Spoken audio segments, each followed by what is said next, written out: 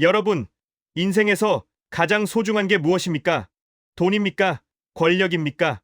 그런데 그 두 가지를 모두 손에 쥐고도 끝내 가장 비극적인 결말을 맞이한 한 가문이 있습니다. 미국의 왕족이라 불렸던 케네디 가문입니다. 겉으로 보면 완벽했습니다. 젊고 잘생긴 대통령, 세련된 영부인, 부와 명예를 모두 가진 집안. 그런데 이상하지 않습니까? 왜 이 가문에서는 가장 화려한 순간마다 가장 처참한 죽음이 반복되었을까요? 암살, 추락, 의문의 사고. 사람들은 이것을 케네디가의 저주라고 부릅니다. 하지만 저는 이렇게 묻고 싶습니다. 정말 저주였을까요? 아니면 누군가의 집요한 욕망이 만들어낸 결과였을까요? 이제 그 시작으로 돌아가 보겠습니다. 이 이야기는 19세기 아일랜드에서 시작됩니다. 대기근이 닥치고 굶어 죽는 사람들이 거리마다 넘쳐나던 시절, 케네디의 조상들은 살기 위해 미국으로 건너옵니다. 그러나 그들을 기다리고 있던 것은 환영이 아니라 멸시였습니다.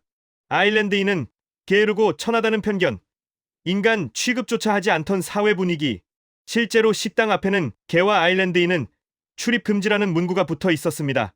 여러분이라면 어떻겠습니까? 그런 취급을 받고도 아무렇지 않게 살 수 있겠습니까? 케네디 가문은 달랐습니다. 그 분노를 삼키지 않았습니다. 그 분노를 쌓아두었습니다. 그리고 세대를 거쳐 한 사람에게 폭발합니다. 조셉 케네디, 존 F 케네디의 아버지입니다. 조셉 케네디는 단순한 사업가가 아니었습니다. 그는 계산이 빠른 사람이었습니다. 금주법 시대, 술이 불법이던 시절, 위험하지만 가장 많은 돈이 흐르던 곳을 정확히 찾아냅니다. 밀주 사업에 손을 대고 금융시장을 주물러 거대한 자산을 쌓습니다. 이미 평생 써도 남을 돈을 손에 넣었지만 그는 멈추지 않습니다. 여기서 한 가지 생각해 볼 부분이 있습니다. 돈이 목표였다면 왜 멈추지 않았을까요? 그는 돈이 아니라 인정과 권력을 원했습니다. 아일랜드 이민자 후손이라는 굴레를 벗어던지고 싶었던 것입니다. 그리고 그가 선택한 방식은 단 하나였습니다. 아들을 대통령으로 만드는 것. 처음 선택된 아들은 장남이었습니다. 그러나 전쟁 중 비행기 폭발로 사망합니다. 대부분의 사람이라면 여기서 멈췄을 것입니다. 그러나 조셉은 계획을 바꾸고 둘째 아들 존 F 케네디를 전면에 세웁니다. 건강이 약했고 군복무도 쉽지 않았던 그를 전쟁 영웅으로 만들고 언론을 통해 젊고 매력적인 지도자 이미지를 구축합니다. 결국 그는 백악관에 입성합니다. 아버지가 그토록 원했던 자리였습니다. 그러나 화려한 무대 뒤에는 그림자가 짙었습니다. 존 F 케네디는 대통령 재직 중에도 수많은 여성과 관계를 맺었습니다. 그 중에는 마릴린 먼로도 있었습니다. 메디슨 스퀘어 가든에서 마릴린 먼로가 대통령 생일을 축하하며 노래를 부르던 장면은 지금까지도 회자됩니다. 그 속삭이는 듯한 목소리와 분위기는 단순한 축하가 아니라 권력과 욕망이 교차하는 순간처럼 느껴졌습니다. 그리고 몇 달 뒤, 그녀는 자택에서 숨진 채 발견됩니다. 공식 발표는 약물 과다 복용이었습니다. 그러나 대통령과 가까웠던 인물이 갑작스럽게 사망하고 관련 기록 일부가 봉인되며 의혹이 계속해서 제기되는 상황에서 정말 아무 일도 없었다고 단정할 수 있을까요? 저는 단정하지 않겠습니다. 다만 권력의 중심에 가까이 갈수록 위험 또한 커진다는 사실만은 분명해 보입니다. 하지만 이 가문의 가장 충격적인 장면은 다른 곳에 있습니다. 조셉 케네디에게는 로즈마리라는 딸이 있었습니다.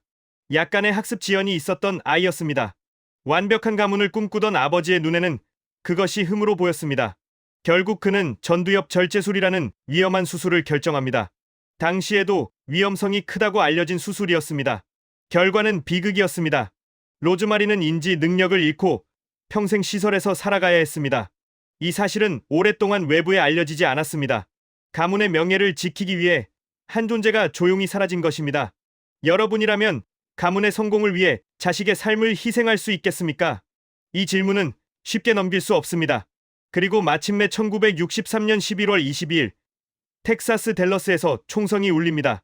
오픈카 위에서 손을 흔들던 대통령이 쓰러집니다.